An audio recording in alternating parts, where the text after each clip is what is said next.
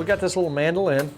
It's nice, isn't it? That's very nice. I'm gonna have you hold that and then I'll cut them up. Now for me, it's a lot easier.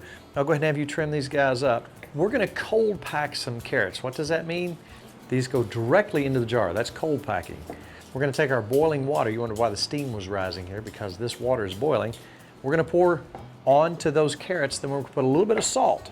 When you're taking your pressure cooker and you're getting ready to use it, there's one thing you have to remember. Check your seal, right here, this rubber seal. Take it out, look at it, make sure there's no places where it's broken. Make sure that you have a clear hole. The worst thing that could happen is for that to get stopped up. That's where your pressure escapes. If that gets fouled up, You got problems. then you'd have problems. That's about the only thing bad that can happen. Make sure that you seal it properly, put the top back on properly, and you're good to go. Now, do you want me to mandolin them? I already cut a few, but I'll let you do it. Now, I'm doing this just for uniformity. Be careful of your fingers. That's why I'm gonna let you do it. I've only got a few left, and I'm gonna try to protect those. That's a lot quicker. It's a lot quicker to me than trying to cut them up with a knife. Now, the salt is up to you. If you would like to put salt in this, you can put about a teaspoon.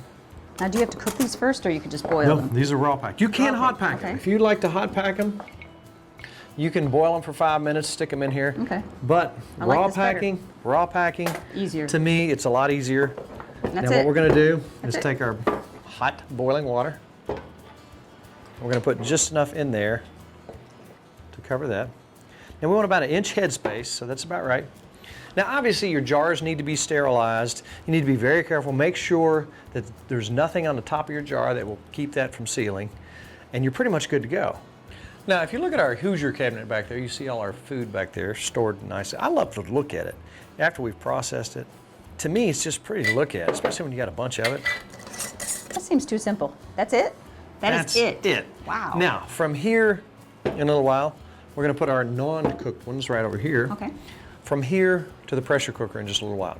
All right, now, typically, if you use quarts or pints, there's a large separation of time. With carrots, and I don't know why, but pints are 25 minutes, quarts are 30.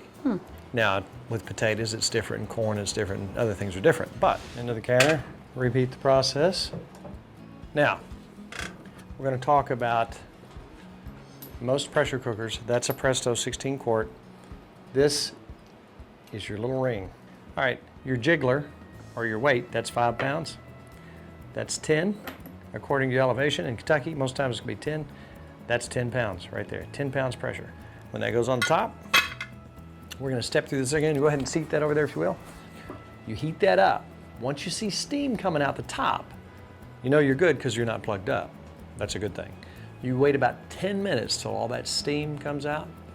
Then you place your weight on there. Now, only start timing when the jiggler starts jiggling. When you hear that noise, you know it's time. When that happens, start timing from there. It's 35, 40, 75, whatever. That's when you start your process. The next thing you know, you got a bunch of beautiful jars sitting out in front of you.